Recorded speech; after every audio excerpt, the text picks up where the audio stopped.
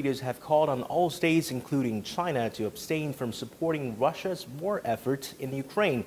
They're also urging countries to uphold the international order, including the principles of sovereignty and territorial integrity as enshrined in the UN Charter.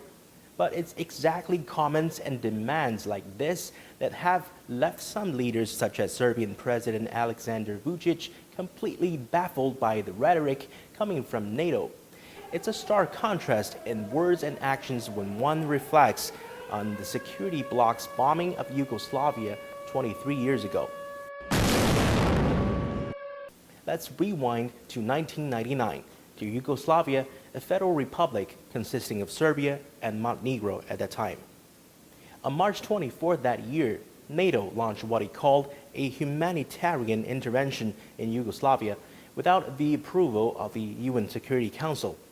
This came after violence escalated between Serbian forces and ethnic Albanian separatists in the Kosovo region. For 78 days, NATO carried out air raids on Serbian military targets and government buildings. Schools and hospitals were also hit during the operation. Thousands of civilians were killed throughout NATO's humanitarian intervention, including 3 Chinese reporters when the U.S. bombed the Chinese embassy in Belgrade. The U.S. later issued an apology and claimed it was an accident due to the inaccurate coordinates provided by the CIA, but China has never bought the American version of the story.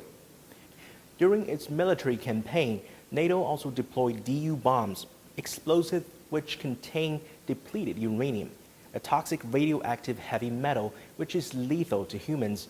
Studies show that the residue from these bombs can last for ages and may cause DNA damage, cancer, and even birth defects.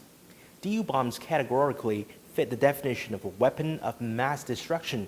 Using such a weapon unequivocally violates the UN Charter and the Geneva Convention, but it didn't stop NATO from the killing, not in the Gulf War or the bombing of Yugoslavia, nor in Afghanistan.